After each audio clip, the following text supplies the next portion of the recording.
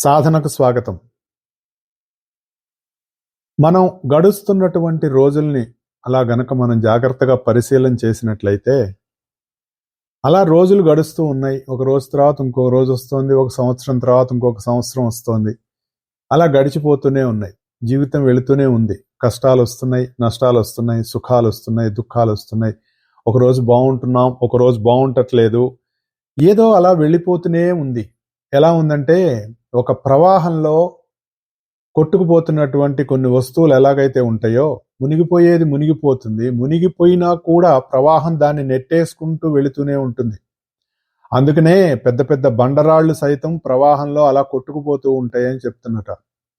అలాగే కాలం అనేటటువంటి ప్రవాహంలో మనిషి కొట్టుకుపోతూనే ఉన్నాడు. ఎన్నో రకాలైనటువంటి ప్రయత్నాలు చేస్తూనే ఉన్నాడు. కానీ తానెవరు అనేటటువంటి విషయాన్ని తెలుసుకోవటానికి మొట్టమొదటగా ప్రయత్నం చేయటం లేదు. 2, ప్రయత్నం చేసిన వాళ్ళందరికీ కూడా ఆ విషయం పూర్తిగా అవగతం అవటం లేదు. నేనెవరు అనేటటువంటి విషయాన్ని తెలుసుకోవడం కోసమే మనకి ప్రపంచంలో అనేక రకాలైనటువంటి వాంగ్మయాలతో పాటుగా ఎన్నో రకాలైనటువంటి యోగాలను కూడా అందించారు. యోగం అంటే తెలీదు. మనం రకరకాలుగా యోగాల గురించి మనం మాట్లాడుకుంటూ ఉంటాం. రకరకాలుగా మనం యోగం అని చెప్పుకుంటూ ఉంటాం. అసలు యోగం అంటే ఏంటి మనకు పూర్తిగా తెలియదు. కానీ మనం దానికోసం ఏదో ప్రయత్నం చేస్తూ ఉంటాం. జాతకం చూపించుకున్నామండి, మీకు ధనయోగం ఉందని చెప్పాడు, మరి మీకు గృహయోగం ఉందని చెప్పాడు. ఇలా రకరకాలుగా యోగాల గురించి మనం మాట్లాడుకుంటూ ఉంటాం. సరే, మీకు ప్రస్తుతం కాలం ఇలా ఉందండి, కాబట్టి మీరు కొంచెం ఈ పూజ చేసుకోండి, ఆ పూజ చేసుకోండి అని చెప్తూ ఉంటారు. చేసుకుంటూ ఉన్నాం.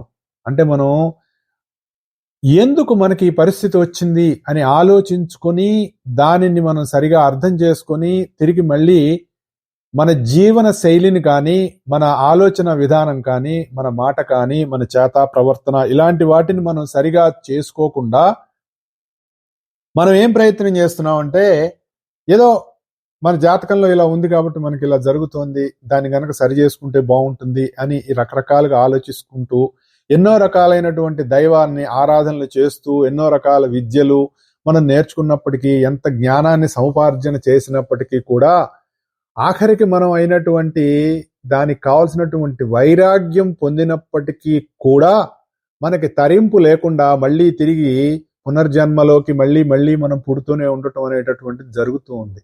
ఇది అనాదిగా జరుగుతుంది. ఎన్నో రకాలైనటువంటి యోగాలు ఇచ్చారు మనకి.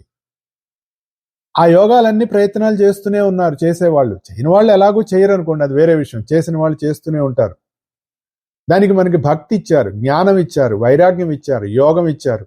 ఇవన్నిటికీ కావలసినటువంటి సింథసిస్ ఎప్పుడైతే ఏర్పడలేదో అప్పుడు మనం మరణాన్ని దాటం అంటే ఏమిటో తెలియదు మనకి.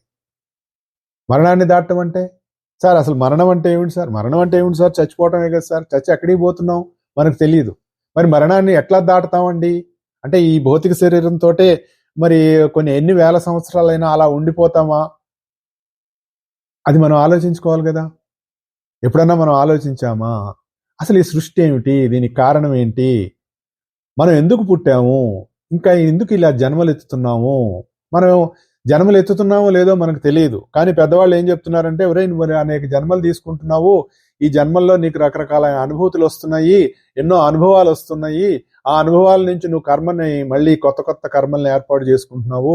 ఆ కర్మలు ఏర్పాటు చేసుకుంటున్న కారణంగా మళ్ళీ పుడుతున్నావు అని మనకి చెప్తూ ఉంటారు. ఎవరు చెప్తుంటారు? తెలిసిన వాళ్ళు చెప్తున్నారు. మన వాగ్మయం చెప్తూనే ఉంటుంది. గుర్తుంచుకోండి, ఏ మతంలో ఏది చెప్పినా పునర్జన్మ సిద్ధాంతాన్ని మేము నమ్మం అని మెళ్ళో బోర్డు కట్టుకున్నా, వీపుకి బోర్డు కట్టుకున్నా ఇది ప్రతి మతంలోనూ ఉన్నదే. కాకపోతే మన సనాతన ధర్మంలో దీన్ని బాగా చెప్పారు. ఎందుకంటే అదే ముఖ్యమైనటువంటి విషయం కాబట్టి. ఏమిటి మనం ఈ బతుకు అనేటటువంటి ఆలోచన మనకు తెలియట్లా. దానికోసమే మనకి జ్ఞానాన్ని అందించారు. జ్ఞానం అంటే సృష్టి జ్ఞానంతో పాటు జీవుడికి సంబంధించినటువంటి జ్ఞానం కూడా ఇచ్చారు. ఆ జ్ఞానంలో మనం భగవద్గీత గురించి చెప్పుకుంటూ ఉన్నాం. ఆ భగవద్గీతని ఉపనిషత్తు సారంగా చెప్పారు. సమస్త యోగ విద్యలకు ఉన్నటువంటి సారంగా చెప్పారు. యోగ విద్య సారంగా చెప్పారు. మనకి 18 సోపానాలుగా మనకు భగవద్గీత ఇచ్చారు. అయితే ఈ యోగ యొక్క ముఖ్యమైనటువంటి ఉద్దేశం ఏంటంటే, జీవుడికి తాను మరణించడు అనేటటువంటిది అనుభవంగా తెలియాలి. అనుభవంగా ఎలా తెలుస్తుందండి? ఈ మధ్య ఎవరైనా అలా అనుభవంగా పొందారా అని మనం రకరకాలుగా మనం ఆలోచించవచ్చు. రమణ మహర్షి గారికి ఆయన తాను ఈ శరీరం కాదు అనేటటువంటి భావం ఆయనకి రమణ మహర్షి గారికి కలగటం వల్ల ఆయన భగవాన్ రమణులు అయ్యారు అని మనకు చెప్తారు. అంటే తాను మరణించడం అని, అంటే తాను శరీరంలోంచి బయటకు వచ్చి శరీరాన్ని అలా వేరుగా చూడటం అనేటటువంటి స్థితిలో ఆయన ఒక దివ్యమైన శరీరంతో ఉండి తాను ఏ శరీరాన్ని ఆపాదించుకొని ఉన్నాడో ఆ శరీరాన్ని, అంటే రక్తమాంసాలతో కూడినటువంటి శరీరాన్ని చూసుకొని అప్పుడు ఆయన దర్శించి, ఓహో ఇది మనం కాదు, మనం వేరు, నేనంటే నేనే, ఈ దేహం మనకి ఒక టెంపరరీ, మరి ఒక దాన్ని ఏమంటారంటే మనం హోటల్కి వెళ్తాము, హోటల్ రూమ్లో ఎలా తీసుకుంటామో మనం టెంపరీగా ఒక రెంటెడ్ హౌస్ లాంటిది అనేటటువంటి భావనలోకి ఆయన వచ్చిన తర్వాత అక్కడి నుంచి ఆయన పరిపూర్ణ జ్ఞాని అయి మరి ఆయన సమక్షంలోకి వెళ్ళి కూర్చున్న వాళ్ళందరికీ ఆయన ఏమైనా పెద్ద పెద్ద ఉపన్యాసాలు ఇచ్చారా? ఇవ్వలేదు. ఆయన అలా చూస్తూ ఆయన కళ్ళు మూసుకొని ఎదుర్కొన్న వాడు కళ్ళు మూసుకుంటే వాళ్ళలో ఉన్నటువంటి సమస్తమైనటువంటి సందేహాలు తీరిపోయినాయి అని మనకు చెప్తారు. అయితే ఈ యోగంలో ఏం జరుగుతుందండి? ఏమిటి సార్ వాళ్ళ యోగం గురించి చెప్తున్నారని అనుకోవచ్చు. ఇది చాలా ముఖ్యమైనటువంటి రోజు. అందుకని మనం యోగం గురించి కొంచెం అర్థం చేసుకోవాలి. ఈ యోగం ఎందుకు అనేటటువంటిది ఆలోచిస్తే మనం ఎన్నో రోజులుగా ఒక విషయం చెప్పుకుంటూ ఉన్నాం. మనం బయట నుంచి అంతఃకరణలోకి వెళ్ళాలి, మన ధ్యానంలో లోపలికి ప్రయాణం చేయాలి, మన ప్రయత్నం అంతా కూడా మనం అంతరంగంలోకి ప్రవేశించడమే. మనం అంతరంగంలోకి వెళితేనే ఏదైనా మనకి ముగింపు లేదా మోక్షం ఇలాంటివన్నీ.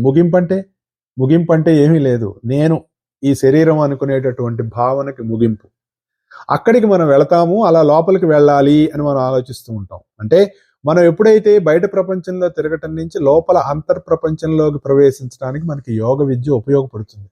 అప్పుడు మనకి ఏమవుతుంది, మనం అనుకునేటటువంటి శరీరం, మనస్సు, ఈ శరీరం ఎలా ఉంది, మరి దీన్ని నడిపించడానికి ఎలా నడుస్తోంది అనేటటువంటి అంతర్లోకాలలో ఉన్నటువంటి శక్తికి సంబంధించినటువంటి శక్తిమయమైనటువంటి మరొక దేహాన్ని మనం దర్శించగలుగుతాం. ఇప్పుడు లోపలికి వెళితే దాన్ని సూక్ష్మదేహము అంటారు, శక్తిమయ దేహము అంటారు, దాన్నే ఈథరిక్ బాడీ అంటారు, రకరకాల పేర్లు పెట్టారు.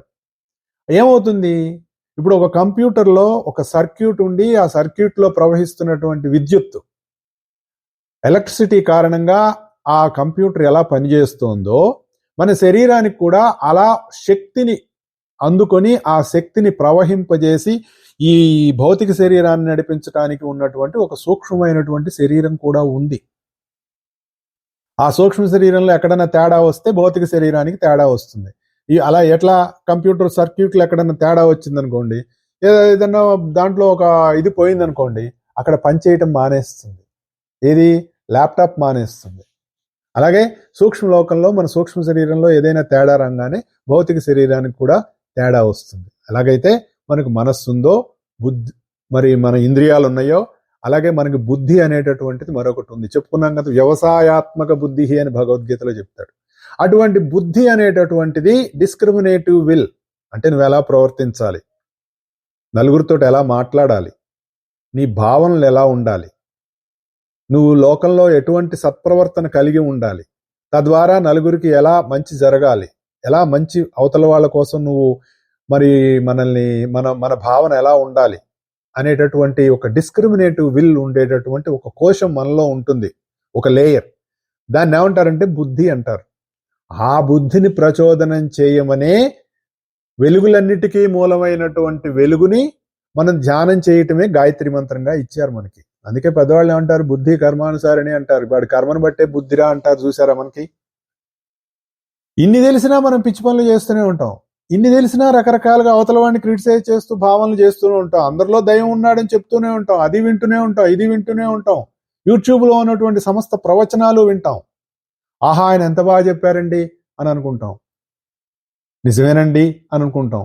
ఏదో ఒక క్షణం మనలో ఒక రకమైనటువంటి ఒక సింథసిస్ వస్తుంది. ఒక భక్తి, ఒక జ్ఞానం, ఒక వైరాగ్యం, ఒక యోగం. యోగం అంటే ఒక సింథసిస్, కలయిక అని చెప్తారు, కానీ సింథసిస్ అని చెప్పారు మా గురువుగారు.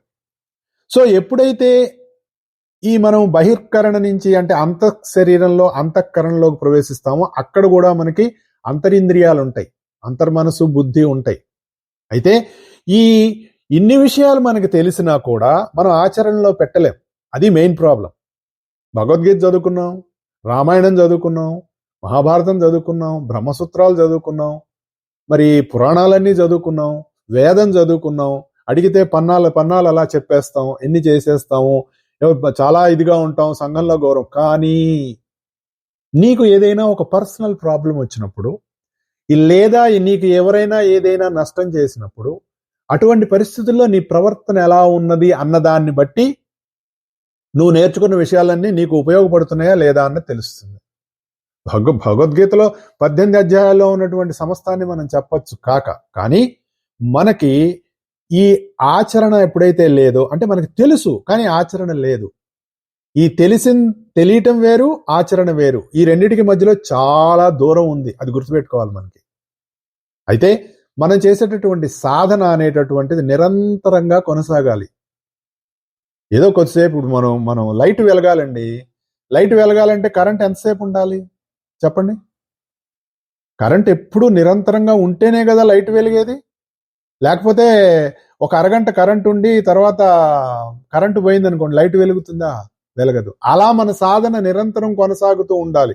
అలా కొనసాగాలంటే మనం నేర్చుకున్నటువంటి జ్ఞానాన్ని ఆచరణలోకి తెచ్చుకుంటూ, ఈ తెలియటానికి ఆచరణకి మధ్యలో ఉన్నటువంటి దూరాన్ని మనకి ఒక వంతెన, ఒక బ్రిడ్జ్ నిర్మాణం చేసుకోవాలి.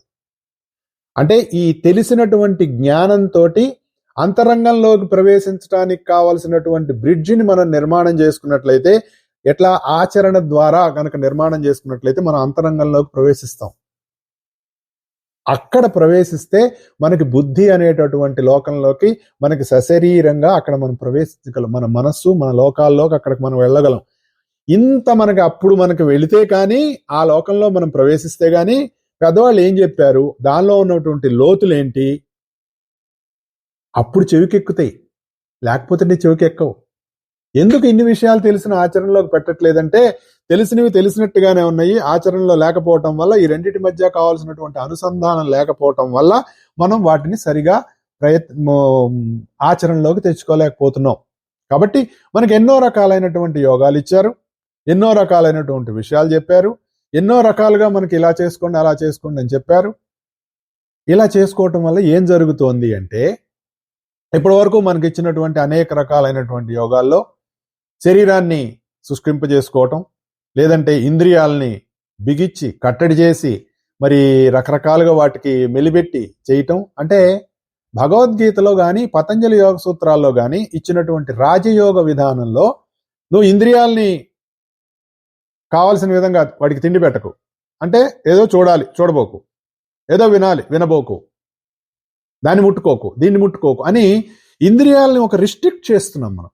అలాగే ఇది తినాలి అది తినాలి, ఇది తినకూడదు అది తినకూడదు, పెళ్లి చేసుకోకూడదు, మరి నువ్వు సన్యాసం తీసుకోవాలి, ఇలా రకరకాలైనటువంటి పద్ధతులతోటి మనకి ఇచ్చినటువంటి యోగ పద్ధతులతోటి ఏం జరుగుతుందంటే రిస్ట్రిక్షన్స్ అనేవి పెరిగిపోయినాయి. దానివల్ల అందరూ దానిని పాటించలేక ఇంకా ఇలాగే మనం మిగిలిపోతూ ఉన్నాం. అలా మిగిలిపోతూ మనం ఎవరో మనం తెలియకుండా జనన మరణ చక్రంలో పడి మనం కొట్టుకొని పోతూ ఉన్నాం. అయితే మరి దీనికి కారణం లేదా, దీనికి పర్యావసానం లేదా, దీనికి ఒక మరి మార్గం లేదా అని కనుక మనం ఆలోచిస్తే, ఒకానొక మహాత్ముడు తాను పుట్టి తనకి కూడా ఇటువంటి ఆలోచనలే కలిగి, ఏమిటి మనం పొద్దున్న లేస్తున్నాం, దేవుడు అంటున్నాం, పూజలు అంటున్నాం, దీనివల్ల ఏమైనా ఒరుగుతోందా, దీనివల్ల మానవుడికి ఏమైనా జరుగుతోందా, ఏమన్నా పొందుతున్నాడా, మన అందరం ప్రతిరోజు గ్రహాలకు దండాలు పెట్టుకుంటున్నాం, మనకి ఎన్నో స్తోత్రాలు ఇచ్చారు, మరి దాన్ని ఏమంటారు గ్రహాలకు సంబంధించినటువంటి మంత్రాలు ఇచ్చారు, నిద్ర లేస్తే దైవం అంటాము. అయినా కూడా మనం ఎందుకు బాధలు పడుతున్నాము, అయినా కూడా మనం ఏమిటి మరి ఒక కులం వాడు ఇంకో కులం వాడిని చూడట్లేదు. ఇలా రకరకాలుగా ప్రపంచంలో జరుగుతున్నటువంటి రకరకాలైనటువంటి ఈ సన్నివేశాలనండి, భావాలనండి, మానవుడు పడుతున్నటువంటి బాధలన్నీ ఆయన చూశాడు. చూసి చాలా బాధపడ్డాడు. కాదు, ప్రపంచానికి ఇది ఇలా కాకుండా ఒక సులువైనటువంటి మార్గాన్ని మనం అందించాలి. ఆ సులువైనటువంటి మార్గాన్ని మనం అందించడం వల్ల ప్రజలందరూ తరించాలి.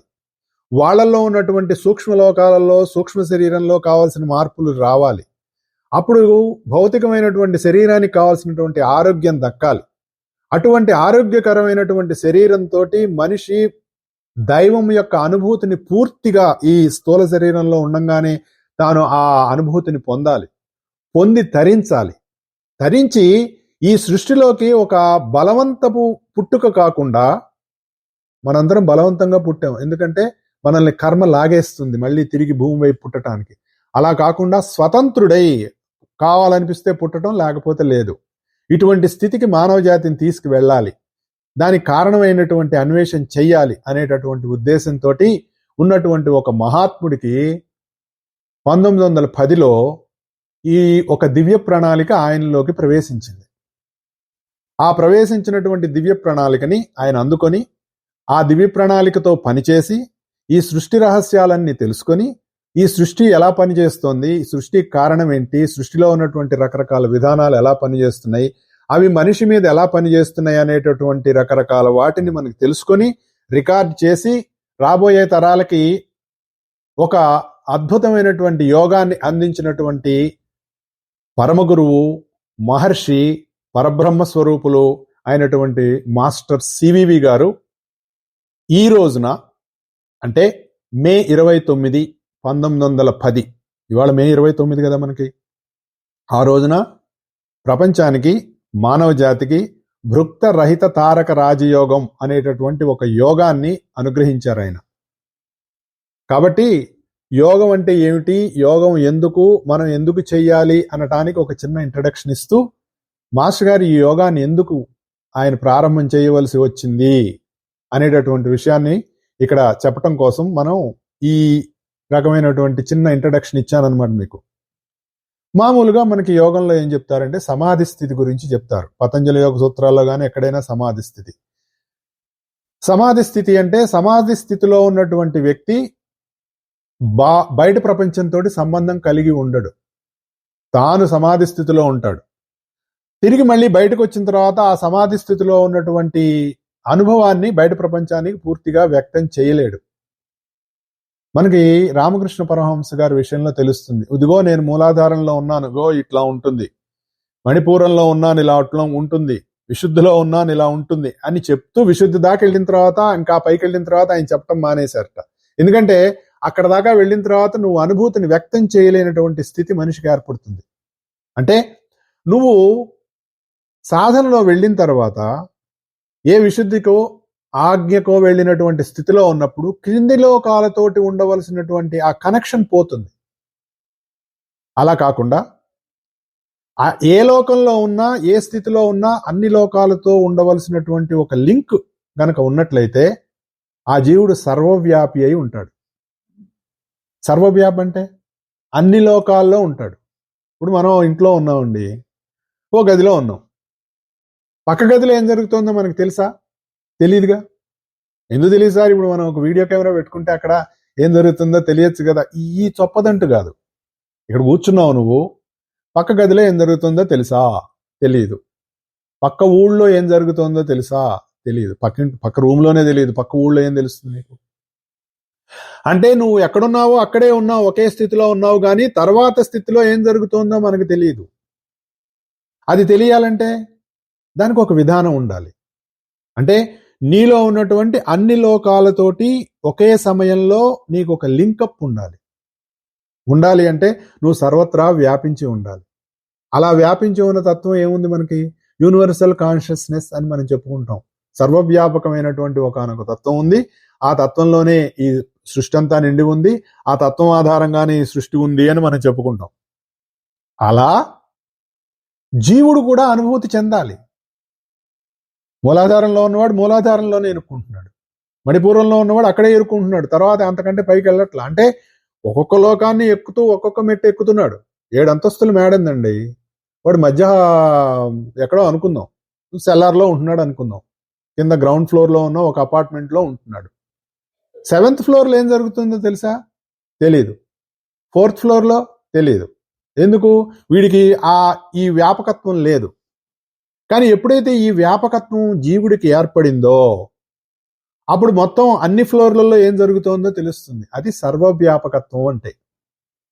అటువంటి సర్వవ్యాపకత్వం జరగాలి అంటే ఒక పరిపూర్ణమైనటువంటి యోగం కావాలి. ఆ పరిపూర్ణమైనటువంటి యోగం కావాలి అంటే నీ సూక్ష్మ శరీరము, నీ కామమయ శరీరము, నీ కారణ శరీరము, నీ స్థూల శరీరము. సార్ ఇన్ని శరీరాలు ఉంటాయా అండి అంటే, ఉల్లిపాయ పొరల్లోగా ఇన్ని శరీరాలు ఉంటాయి.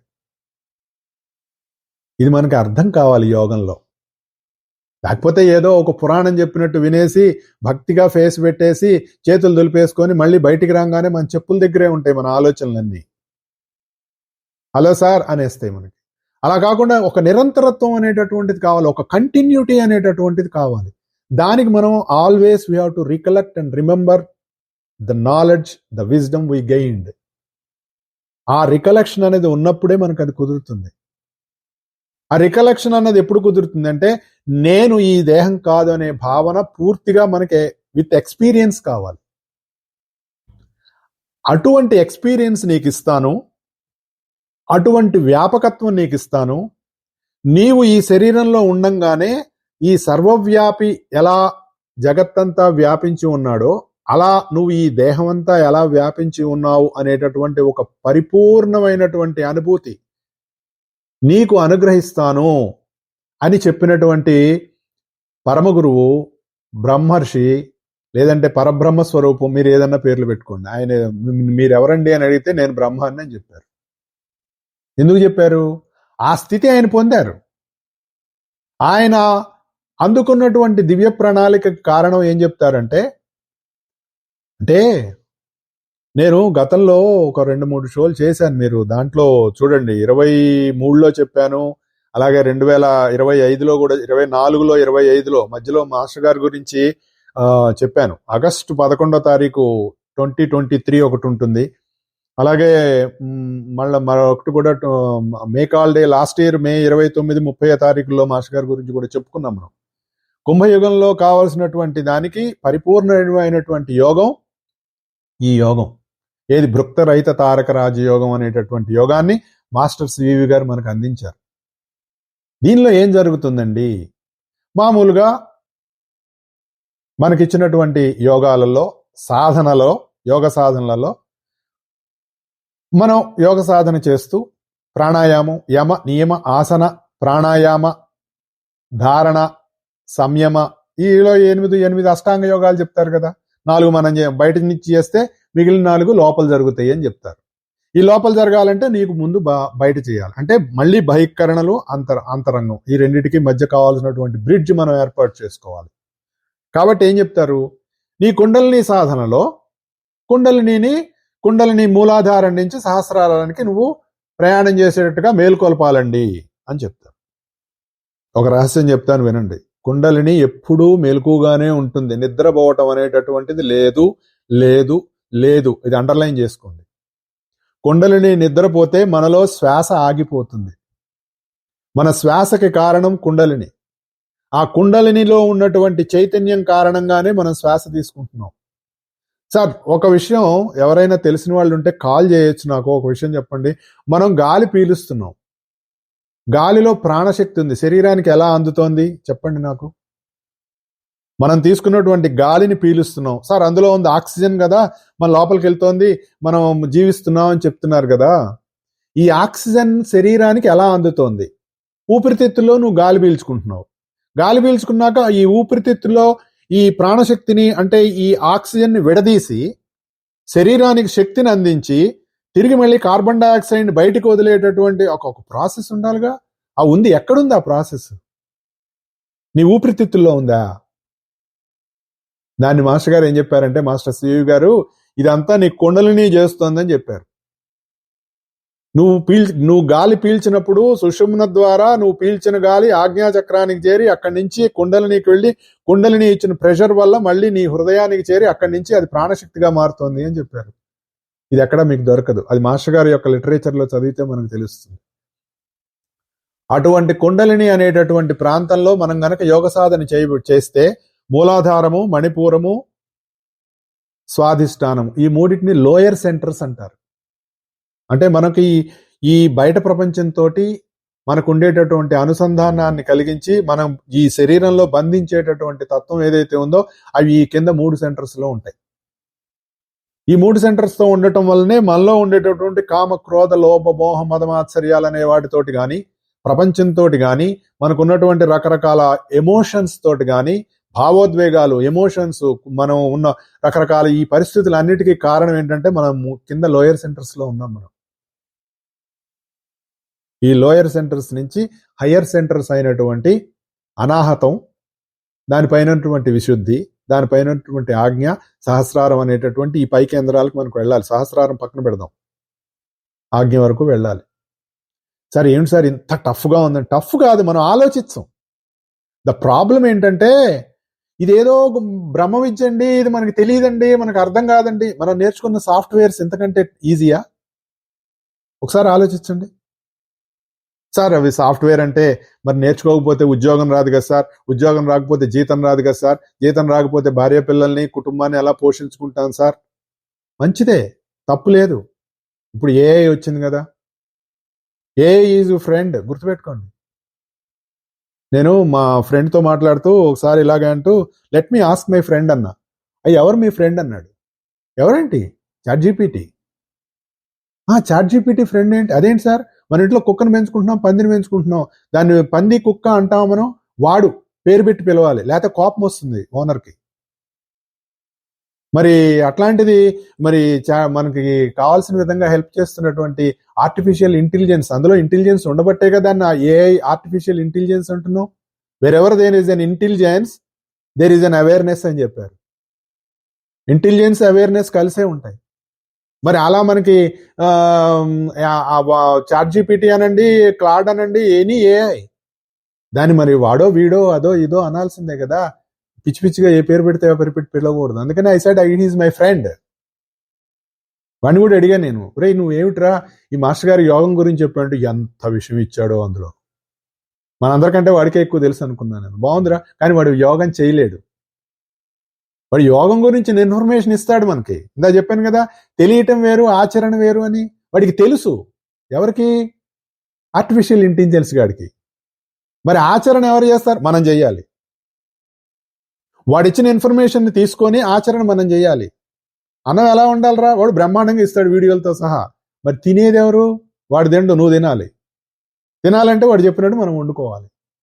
నీకు అనుభూతి కావాలంటే, నీ శరీరం ఆరోగ్యంగా ఉండాలంటే, నువ్వు అనుకునే విధంగా నీలో ఆనందం అనేటటువంటి స్థితికి చేరాలి అంటే, సమస్త సృష్టి జ్ఞానం నీకు తెలియాలి అంటే, నువ్వు అనుకునేటటువంటి యోగం అంతా నీలో జరగాలి అంటే, మాస్టర్ గారు అందించినటువంటి ఒక సులువైనటువంటి మార్గం. నువ్వు పొద్దున్నే నువ్వు స్నానం కూడా అక్కర్లేదు, అవసరమైతే మొహం కూడా కడుక్కోవద్దు, చేయటం మంచిది, ఊరికే సారీ అలా అనద్దు. కానీ ఇనిషియల్ డేస్ లో మనకి చాలా కష్టంగా ఉంటుందట కదా. పొద్దున్నే లేచి పొద్దున్న 15 నిమిషాలు, సాయంత్రం 15 నిమిషాలు నాకు దండం పెట్టుకుని అక్కడ కూర్చో, కళ్ళు మూసుకో, అంతే. దట్స్ ఇట్, అయిపోయింది. మిగిలింది ఏం చేయాలని ఏం చేస్తాను, నువ్వేం చేయొద్దు, నీ పనల్లా కళ్ళు మూసు కూర్చోవటమే. సమస్త యోగసారం ఈ ఒక్క దాంట్లోనే ఉంది. ఎందుకంటే నువ్వు చేసుకోలేవు. ప్రస్తుతం ఉన్నటువంటి సృష్టిలో, ప్రస్తుతం ఉన్నటువంటి కాలంలో నువ్వు ఈ యోగ సాధన చేయాలంటే నీ వల్ల కాదు.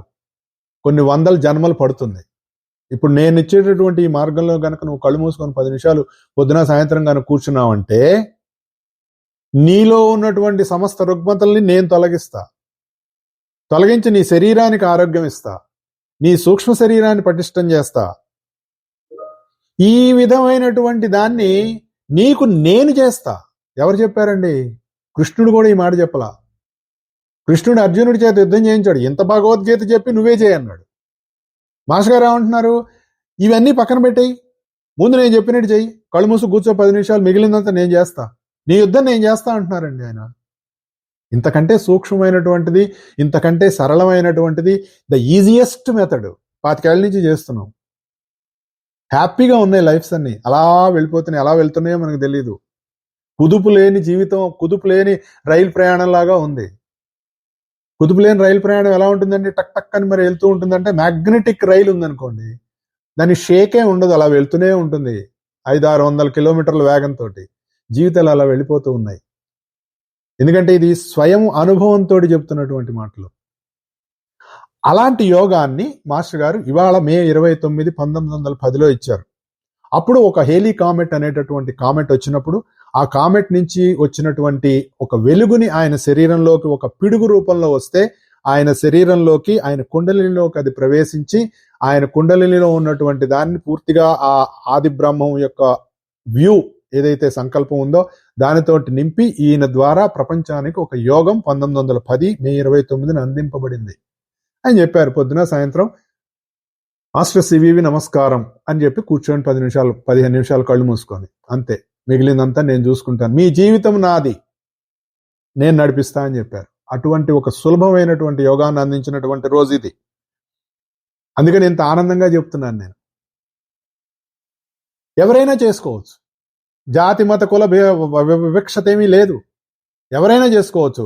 చిన్న పిల్లవాడు మాటలు వచ్చిన ప్రతివాడు మాస్టర్ గారికి నమస్కారం చేసి చేసుకోవచ్చు, వాడి జీవితం అద్భుతంగా ఉంటుంది.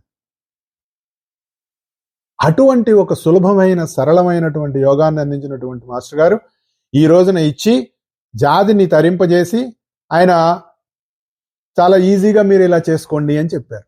అలా చేసుకున్న వాళ్ళు ఎవరైనా సరే తరించారు, వాళ్ళందరూ చాలా జీవితాల్లో ముందుకు వెళ్తూ ఉన్నారనమాట. మనం ఈ శరీరంతో చేసేటటువంటి పనులు, మనసుతో చేసేటటువంటి ఆలోచనలు, ఇవన్నీ కూడా సూక్ష్మంగా ఉంటాయి. మనం ఏదైనా పని చేస్తున్నామంటే దానికి కారణం ఏంటి? మన మనసులో కలిగే ఒక ఆలోచన, ఒక భావం, ఒక సంకల్పం. ఆ సంకల్పం ఆధారంగా మనం పనులు చేస్తూ ఉన్నాం. ఈ పనులు చేస్తూ మనం ఏం చేస్తున్నాం? మనం అవన్నీ కూడా అనుభూతులుగా మనలో ఉంటున్నాయి. ఎక్కడ ఉంటున్నాయి? మన మనసులో ఉంటున్నాయి. అంటే సూక్ష్మాతి సూక్ష్మంగా ఉంటూ ఉన్నాయి. మనసు ఎలా ఉంటుంది? దానికి ఏం ఫిజికాలిటీ ఏం లేదు కదా. ఈ సూక్ష్మం ఎప్పుడైతే మనలో ఉన్నాయో దానికి సంబంధించినటువంటి సమస్తమైనటువంటివి కూడా మన సూక్ష్మ శరీరం మీద ఉంటాయి. అవన్నీ మన శరీరం వదిలేసిన తర్వాత వాటితో పాటు మనం అవన్నీ క్యారీ చేసుకొని తీసుకెళ్తున్నాం. తిరిగి మళ్ళీ పుట్టేటప్పుడు అవన్నీ మనకు మళ్ళీ వస్తూ ఉన్నాయి. ఇది గమనించారు ఎవరు? మన వాంగ్మయంలోనే ఇచ్చారు ఇవన్నీ. అయితే మరి ఎట్లా తిరిగి మళ్ళీ పుట్టేటప్పుడు అదే అవకతవకలతో పుడుతున్నాము, మరి అదే భావాలతో పుడుతున్నాం, అదే రకాలుగా జరుగుతూ ఉన్నాయి. అందుకని మాస్టర్ సివివి గారు ఏం చేశారంటే, ఎవరైతే ఈ యోగాన్ని నిరంతరంగా చేసుకుంటూ ఉన్నారో వాళ్ళ సూక్ష్మ శరీరంలో ఉన్నటువంటి రుగ్మతలన్నింటినీ కూడా నేను ఆయన క్లియర్ చేస్తాను.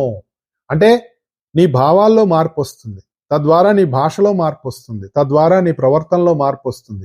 ఎప్పుడైతే ఇవన్నీ నువ్వు చక్కగా నీలో సెటరేట్ అయినాయో నీ సూక్ష్మదేహంలో కావాల్సినటువంటి ఒక స్టెబిలిటీ అనేటటువంటిది వస్తుంది. ఆ స్టెబిలిటీ అనేటటువంటి సూక్ష్మదేహంలో ఏర్పడిన తర్వాత స్థూల దేహంలో, అంటే మన ఈ భౌతిక శరీరంలో ఉన్నటువంటి ఏవైతే మనం అనారోగ్యం ఎలా అయితే మనం చెప్పుకుంటూ ఉంటామో ఇవన్నీ కూడా సెటరేట్ అవుతాయి అని చెప్పారు. అలాంటి ఉదాహరణలు కానీ, ఇంకా యాక్చువల్గా చెప్పాలంటే నేను మీకు చాలా టెక్నికాలిటీస్ ఇవ్వట్లేదు, జస్ట్ యోగం గురించి పరిచయం చేస్తున్నాను అనమాట. దాని లోపలికి వెళితే ఎన్ని టెక్నికాలిటీస్ ఉంటాయో, అసలు ఈ శరీరంలో ఈ యోగం ఎలా పనిచేస్తుంది అనేటటువంటి దాన్ని ఆయన జీవించి ఉన్నటువంటి కాలంలో ఆయన ఈ ప్రణాళికని అందుకున్న తర్వాత 11 సంవత్సరాల 11 రోజులు 11 గంటలు జీవించి ఉన్నారు ఆయన ఏది శరీరంలో. ఆ సమయంలో జరిగినటువంటి మార్పులు ఏవైతే ఉన్నాయో వాటన్నిటినీ కూడా ఆయన డైరీలలో రాశారు. ఇలా జరుగుతుంది. యాక్చువల్గా అది ఆయన శరీరంలో జరిగినవి.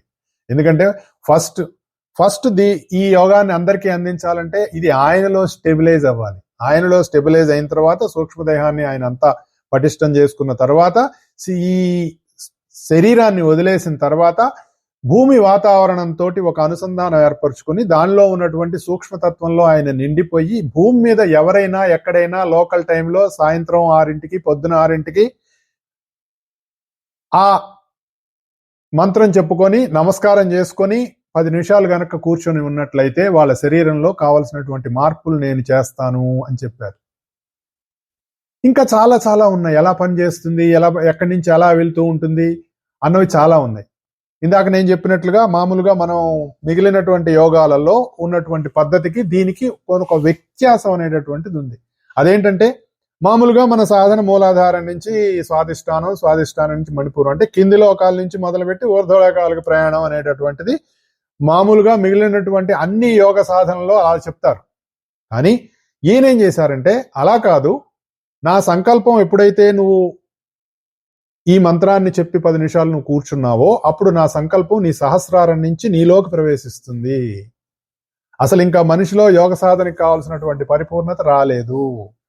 నువ్వు అనుకునేటటువంటి సుషుమ్న ఈడా పింగళ ఎడాపెడా అనుకుంటాను చూసారా, అవన్నీ పూర్తిగా ఏర్పడలేదు. ఇంకా ఈ మనిషి శరీరంలో శక్తి ప్రసారం అన్నది పరిపూర్ణత చెందలేదు. కావలసినటువంటి పరిపూర్ణమైనటువంటి ప్రాణాన్ని, అంటే ఫుల్ ఫ్లెడ్జ్డ్ ప్రాణ అందుకోవడానికి శరీరం ఇంకా రెడీగా లేదు. ఇవన్నీ ఆయన గమనించారు. ఇవన్నీ ఎంత సూక్ష్మాతి సూక్ష్మమైనటువంటి విషయాలండి. ఇవే కాకుండా ఇంకా చాలా విషయాలు ఉన్నాయి. అవి చెబితే కన్ఫ్యూజ్ అయిపోతారు. ముందు దీనిలోకి ప్రవేశించి మనం దాని గురించి మెల్లిమెల్లిగా వెళ్తూ ఉంటే జ్ఞానం అనేటటువంటిది వస్తూ ఉంటుంది. It is a path of wisdom అని చెప్పారు ఆయన. అంటే నువ్వు ఒక ఊరు నుంచి ఇంకొక ఊరికి వెళ్తున్నప్పుడు ఆ ప్రయాణంలో నువ్వు నిద్రపోవచ్చు, ప్రయాణం జరుగుతుంది. మెలకుగా ఉండి ఆ ప్రయాణం ఎలా జరుగుతోందో కూడా చూడొచ్చు.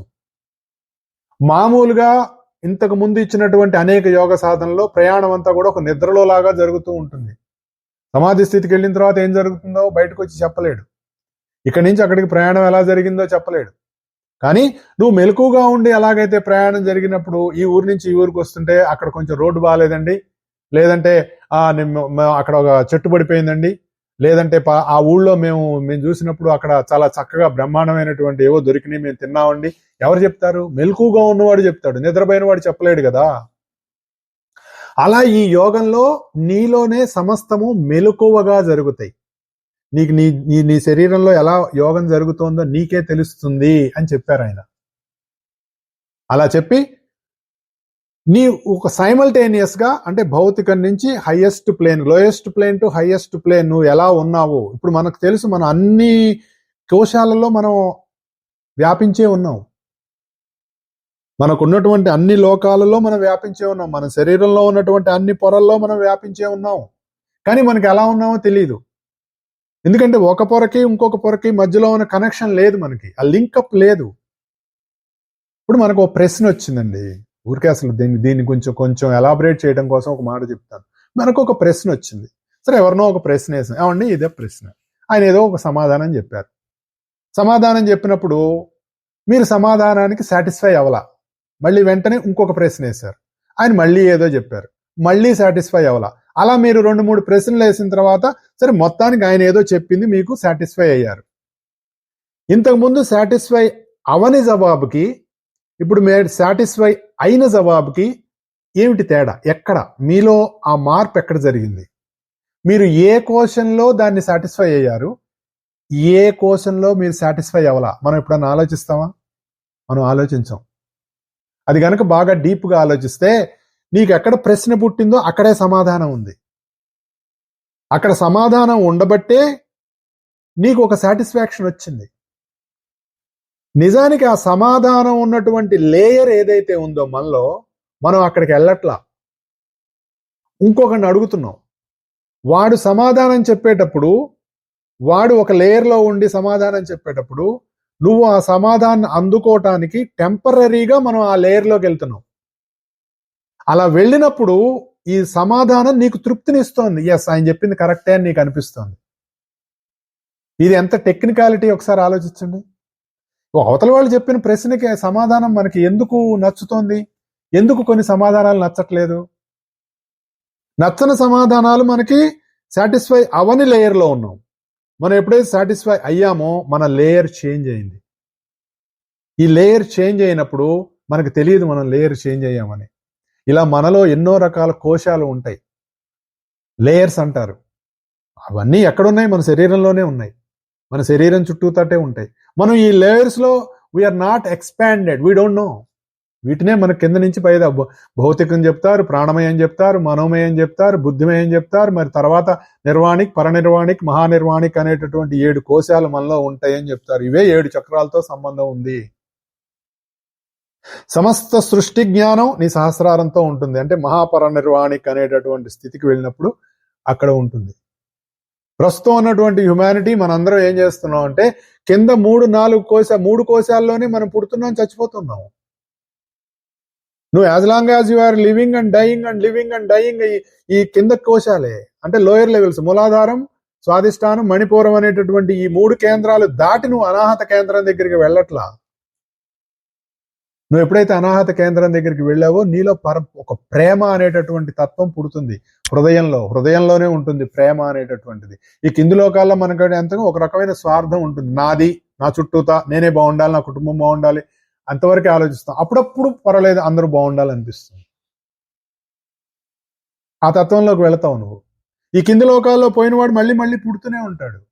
ఆ పైలోకంలోకి వెళ్ళిన వాడికి కొంత ఓకే, ఒక బుద్ధి లోకంలోకి ప్రవేశిస్తాడు. ఆ పైలోకంలోకి వెళ్ళిన వాడికి రిలేషన్స్ ఏమి ఉండవట, ఓన్లీ పరమ ప్రేమే ఉంటుందట. అంటే సర్వజీవుల ఎడల ఒక ప్రేమ ఉంటుందట. అది దాటి ఇంకా పైన పరనిర్వాణిక్ ప్లేన్కి వెళ్ళిన వాడికి ఈ ఎంటైర్ సోలార్ సిస్టంలో ఉన్న జీవులన్నిటి మీద కూడా ఒక ప్రేమ ఉంటుందట. అంటే నీకు వాడు ఈ ప్లానెటరీ రిలేటెడ్ రిలేషన్స్ అన్ని కట్ అయిపోతాయి. ఉంటాడు మనిషి, కానీ బంధంతో ఉండడు. ఇంకా పైన మహాపరనిర్వాణిక్ లెవెల్కి వెళ్ళిన వాడికి కాస్మోస్ తోటి లింక్ ఏర్పడుతుందట. అలా లింక్ ఏర్పడినటువంటి వాడు అవసరమైతే పుడతాడు, లేకపోతే పుట్టడు. ఆ స్థితికి నిన్ను తీసుకువెళ్తానని చెప్తున్నారు ఈయన ఈ యోగంలో. అటువంటి స్థితికి నువ్వు చేరినప్పుడు సమస్త సృష్టి జ్ఞానం నీతోటే ఉంటుంది. అంటే నీకు కలిగినటువంటి సృష్టి జ్ఞానం అంటే హైయెస్ట్ లెవెల్లో నీకు కలిగినటువంటి జ్ఞానాన్ని లోయెస్ట్ లెవెల్కి నువ్వు తీసుకురాగలవు. ఎందుకు? ఆల్ లెవెల్స్ నువ్వు ఈక్వల్గా ఉన్నావు కాబట్టి. అంతుందండి ఇందులో. ఇది అంతుంది అంటే సింపుల్గా చెప్పాను అనమాట నేను. ఎవరైనా ఇంట్రెస్ట్ కలిగి, సార్ మరి మాకు ఇంట్రెస్ట్ ఉందండి మేము ఎలాగండి, ఎవరైనా ఇంట్రెస్ట్ కలిగినప్పుడు ఈ రోజున, ఇవాళ మే 29, it's a call initiation day. అంటే మనకి ఇనిషియేషన్ అంటే దీనిలోకి ప్రచోదనం కలిగించేటటువంటి రోజు. మనకు ఆల్రెడీ మార్నింగ్ 6 o'clock అయిపోయింది. We are at more than 1 o'clock 12 o'clock మనం. సాయంత్రం 6 గంటలకి, సరిగ్గా 6 గంటలకి మన లోకల్ టైంలో కూర్చొని కళ్ళు మూసుకొని మాస్టర్ సివివి నమస్కారం 10 నిమిషాలు కూర్చోండి. మీ శరీరంలో ఏమైనటువంటి మార్పులు జరుగుతున్నాయో గమనించండి. మీకు ఏమైనా వినపట్టం కానీ కనపట్టం కానీ జరిగితే ఓ పుస్తకం పెట్టి రాసుకోండి. మిమ్మల్ని లోపల నుంచి ఆయనే గైడ్ చేస్తారు. మీకు ప్రత్యేకమైన గురువు అక్కర్లేదు, ఆయనే గురువై మీ నుంచి నడిపిస్తారు. మీకు ఏం నేర్చుకోవాలి, ఏం చదువుకోవాలి, ఎలా జీవితాన్ని మలుచుకోవాలి, అన్ని సమస్తం. అలాంటి వాళ్ళు ఎందరో ఉన్నారు. వాళ్ళ జీవితాలు, ఎన్నో జీవితాలు అలా గడిచిన ఎగ్జాంపుల్స్ చెప్పుకుంటూ ఉంటే మనకు టైం సరిపోదు. అటువంటి ఒక మహాయోగాన్ని అందించినటువంటి రోజు ఈ రోజు. చాలా టెక్నికాలిటీస్ ఉన్నాయి, పక్కన పెట్టండి టెక్నికాలిటీస్. మనకు తెలుసుకోవాల్సిన సమయం వచ్చినప్పుడు అన్నీ తెలుస్తాయి. సింపుల్గా ఆరోగ్యం వస్తుంది. ఎందరో ఉన్నారు సంవత్సరాల తరబడి. ఈ రోజు కూడా మీరు కావాలంటే కాకాని అని ఒకటి ఉంది విజయవాడ దగ్గర, గుంటూరు దగ్గర. అక్కడ తాతగారని కొత్త రామకోటయ్య గారు అని మాస్టర్ గారి, ఆయన మాస్టర్ గారి మార్గంలో వేటూరు ప్రభాకర్ శాస్త్రి గారి శిష్యులు. ఆయన ఆశ్రమం ఉంది అక్కడ. అక్కడ కేవలం ఆరోగ్యం పొందడానికే వెళ్తారు. అక్కడికి వెళ్ళి కూర్చొని 10 నిమిషాలు, పొద్దున 6ంటికి, సాయంత్రం 6ంటికి, మధ్యాహ్నం 12ంటికి ప్రేయర్స్ ఉంటాయి. దీన్ని ప్రేయర్ అన్నారు.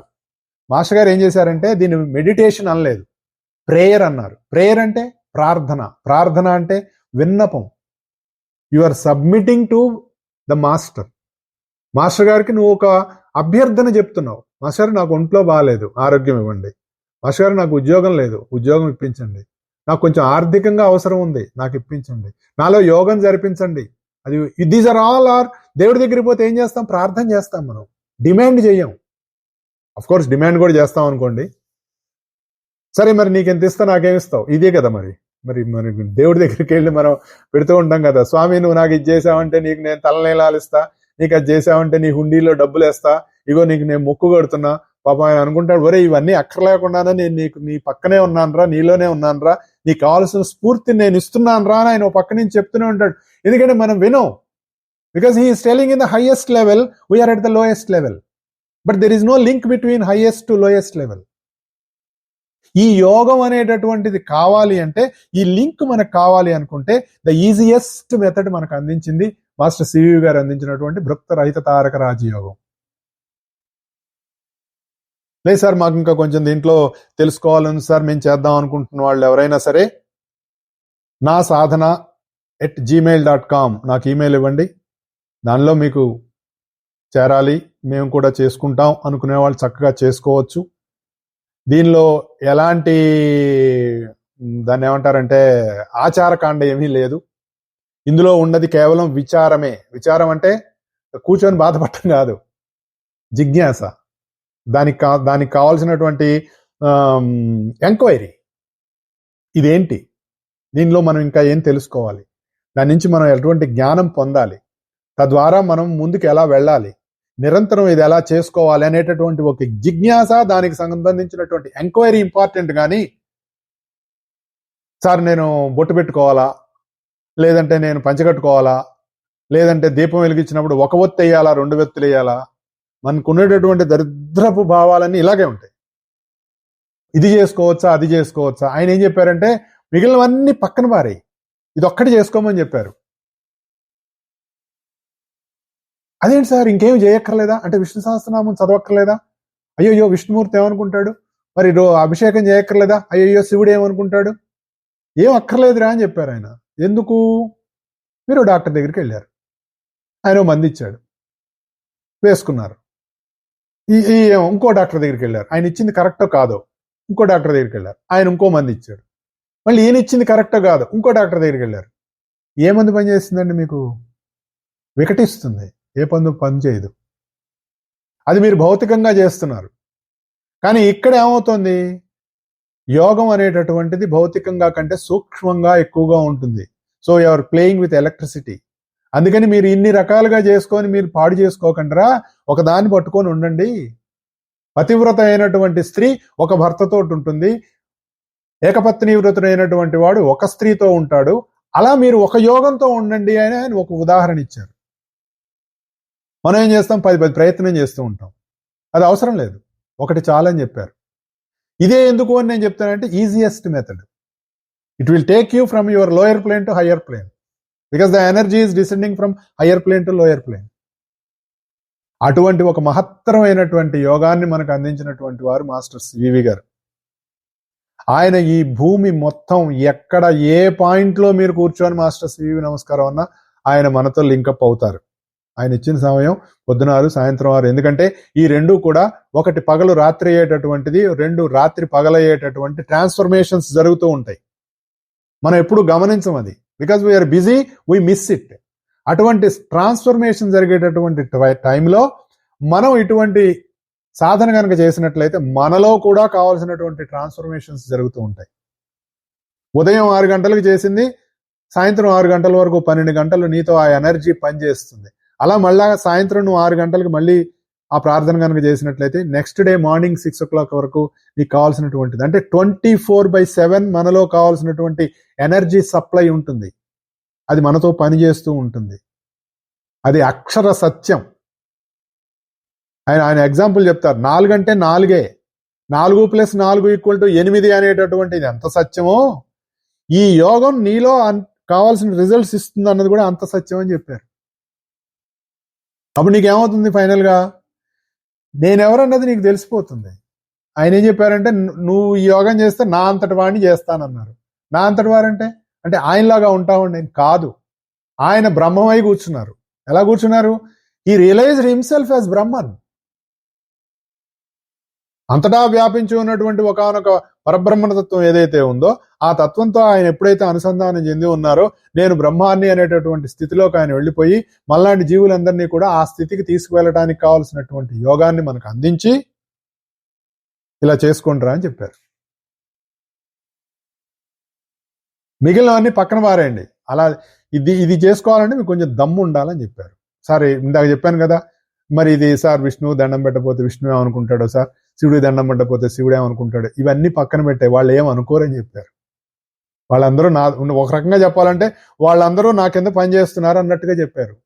ఎంత ధైర్యం ఉండాలండి ఆ మాట చెప్పాలంటే, మన భాషలో చెప్పుకోవాలంటే. విష్ణువు శివుడు వీళ్ళందరూ నాతో పనిచేస్తున్నారా, నాకు దండం పెడితే వాళ్ళు ఏమనుకోరు, నువ్వు వాళ్ళకి దండం పెట్టినట్టే అని చెప్పారండి. మీ ఇష్టం.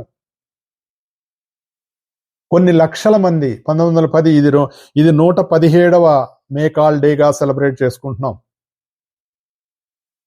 ఈ 117 సంవత్సరాల్లో భూమి మీద కొన్ని లక్షల మంది మాస్టర్ గారి మార్గంలో ఆయన ప్రేయర్ పొద్దున సాయంత్రం చేసుకుంటూ ఎందరో తరిస్తున్నటువంటి వాళ్ళు ఉన్నారు. వాళ్ళ జీవితాలను నడిపిస్తున్నటువంటి ఆయన మాస్టర్ సివి గారు. అటువంటి మాస్టర్ సివి గారు అందించినటువంటి యోగాన్ని చేసుకోవాలి అనుకునేటువంటి వాళ్ళు ఎవరైనా సరే చేసుకోవచ్చు. మాకు ఇంకా కొంచెం వివరాలు కావాలి అంటే నాకు ఈమెయిల్ ఇవ్వండి. nasadhana@gmail.com అనే దానికి మీరు ఈమెయిల్ ఇస్తే లైక్ మైండెడ్ పీపుల్ చేసుకుందాం అనుకుంటున్న వాళ్ళందరికీ కూడా మనం అందరం కలిసి చేసుకోవచ్చు. వివరాలు అందిస్తాను. ఆ విధంగా మనం యోగంలో ముందుకు వెళదాం, మార్గంలో తరిద్దాం. తరింపు అనేటటువంటిది, తారణ అనేటటువంటిది ఇంపార్టెంట్. తరించటము అంటే నువ్వు నీ శరీరం కాదు, నువ్వే.